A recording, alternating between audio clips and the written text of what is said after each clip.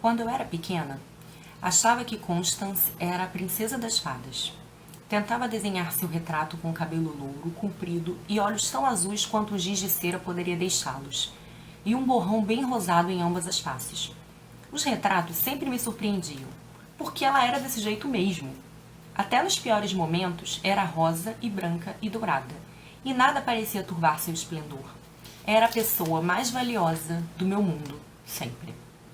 Olá, o vídeo de hoje é sobre Sempre Vivemos no Castelo, da Shirley Jackson. Esse foi o livro que a gente escolheu aqui no Ler Mulheres para Discutir em agosto.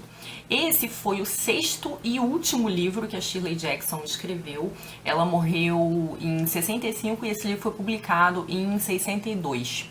A Shirley Jackson é uma autora norte-americana, nascida na Califórnia, e ela parece ter sido influência, como diz aqui na contracapa, na verdade no finalzinho do livro, que ela foi grande influência para Stephen King, Donna Tartt, Neil Gaiman, né? E ela tá assim um pouco associada ao gênero terror.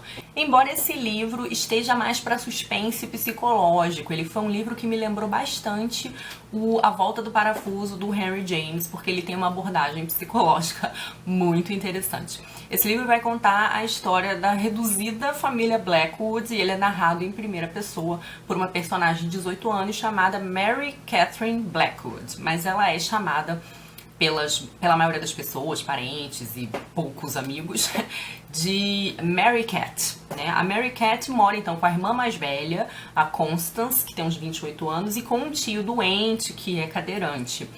A Mary Catherine vai contar pra gente que a família dela já foi maior. Ela tinha, parece, 7 integrantes. Mas houve um envenenamento por arsênico num jantar, então boa parte da família morreu, os pais, o irmão mais novo, alguns tios ou tias, e acabou então só sobrando ela, a Constance e esse tio. A Constance foi acusada do crime, a irmã mais velha dela, mas ela foi absolvida. E depois que ela voltou pra casa, a Mary Cat ali meio que assumiu o papel, apesar de irmã mais nova, de proteger a Constance. Porque a Constance parece que sofre de agorafobia. Ela não sai de casa, ela convive com pouquíssimas pessoas.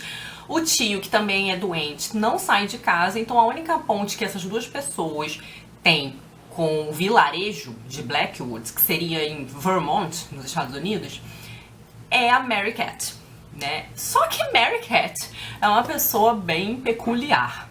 Ela tem uma condição psicológica muito específica, ela delira, assim, e eu acho que esse é o grande trunfo do livro, é que Mary Cat tem problemas. Né? Assim como Constance sofre de agorafobia, a Mary Cat parece ter assim umas tendências um pouco sociopatas, né? E ela é uma personagem muito bem construída. Ela vai contar pra gente então sobre a vida dela com essa família reduzida e de como eles, principalmente o tio e a Constance, eles não saem ali da área da casa, que é um casarão, né? Eles eram uma família rica, então eles têm um jardim, um pomar, uma trilha, um riacho, que estão dentro da área da propriedade e que não é acessível para os demais moradores do vilarejo.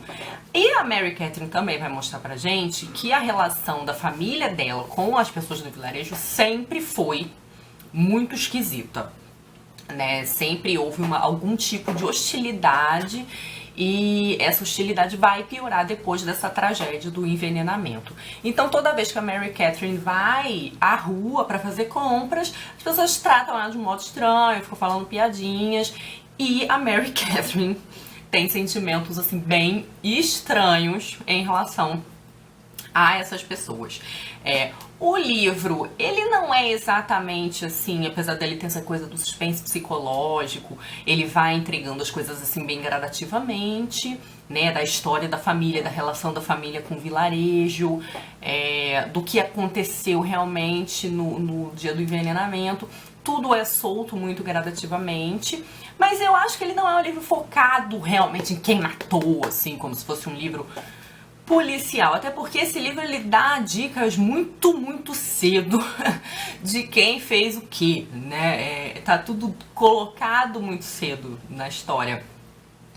Ele é realmente, eu acho, um livro focado nas questões psicológicas. E aí, se a gente pode falar de algum terror nesse livro, ele é em relação ao estado psicológico das pessoas. Então, o enredo desse livro, ele é muito simples, né? Essa vida deles, apesar de muito reclusa, ela é uma vida um tanto quanto idílica, e isso é estranho, porque pessoas normais achariam até um pouco claustrofóbico, né, aquela reclusão. Mas eles o trio ali, Blackwood, eles parecem viver bem no modo como eles se organizaram. Mas esse equilíbrio muito particular deles está para ser quebrado com uma visita, que é a visita de um primo chamado Charles.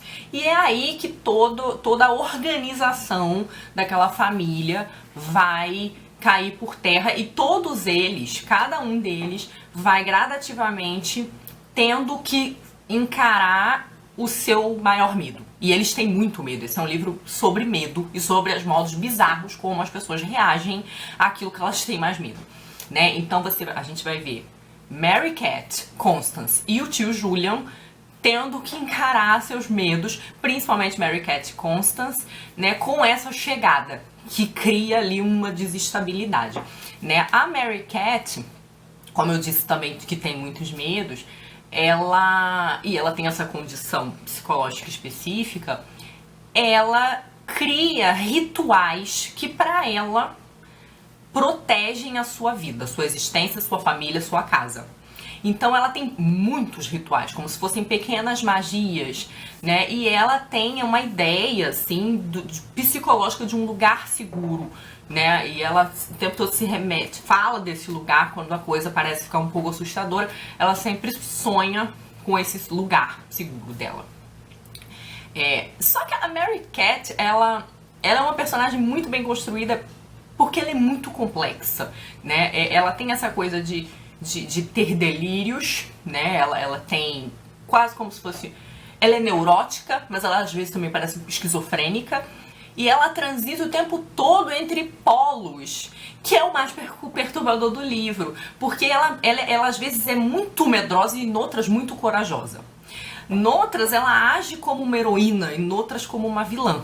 Como ela que narra, a gente é levado a concordar com ela, a odiar as pessoas que ela também odeia, de uma certa forma ir tomando partido do dilema dela, mas ela não é uma pessoa muito fácil assim de se identificar, porque ela tem pensamentos muito ruins, né? E eu acho que o polo mais perturbador desse livro é exatamente o do ódio extremo e o do amor incondicional. E ela vai estar o tempo inteiro aí transitando. É uma associação indissolúvel, né? Não é nem que ela transite, ela sente as duas coisas muito profundamente. Um ódio muito grande por algumas pessoas e um amor extremo por essa irmã, Constance, como vocês perceberam aí nesse fragmento que eu li. O livro, então, vai tratar de medo, vai tratar de culpa, né? Como eu falei, a abordagem psicológica é muito interessante, é muito bem construída. Ele vai tratar de histeria coletiva. Não poderia dizer exatamente do que, porque seria um spoiler, mas a gente tem aqui um caso de bode expiatório, uma dinâmica de bode expiatório no sentido de restaurar uma harmonia e de expurgar um mal que de uma certa forma envergonha, né, e que não deveria existir para, né, essas pessoas.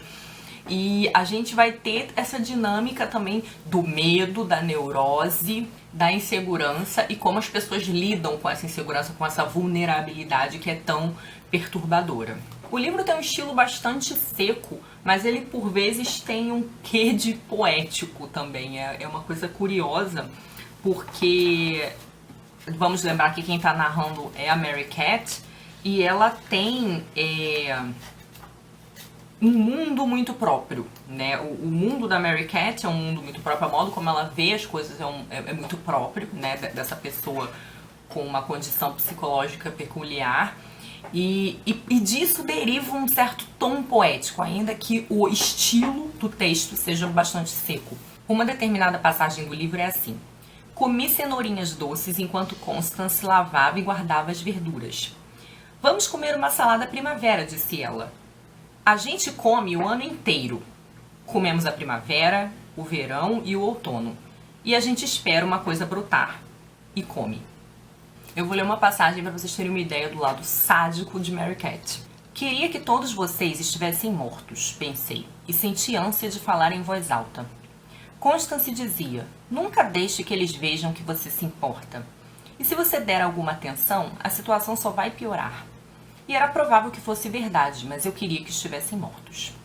Gostaria de entrar no mercado uma manhã e ver todos eles, até o Zelbert e as crianças deitadas ali, chorando de dor e agonizando. Então pegaria os produtos por conta própria, imaginei, pisando em seus corpos, tirando o que quisesse das prateleiras, e iria para casa, talvez com um chute na senhora Donnell ali deitada. Nunca sentia remorso quando tinha pensamentos como esse, só queria que se tornassem verdade. É errado odiá-los, Constance dissera, só serve para enfraquecer você. Mas eu os odiava mesmo assim.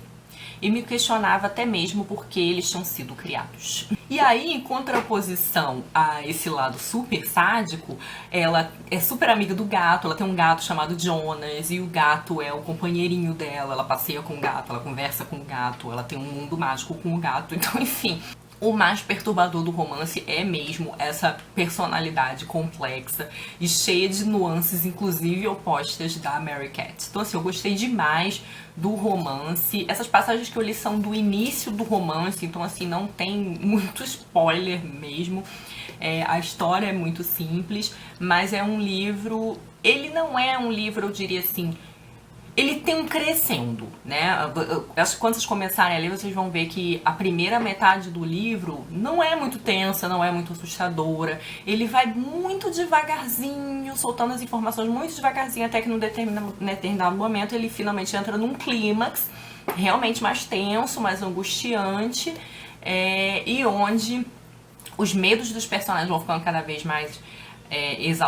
mais ressaltados, e essa personalidade da Mary Cat vai ficando cada vez mais revelada pra gente, né? Então é um livro muito bom, assim, eu gostei demais da abordagem psicológica e da construção da personagem, então assim, recomendo bastante.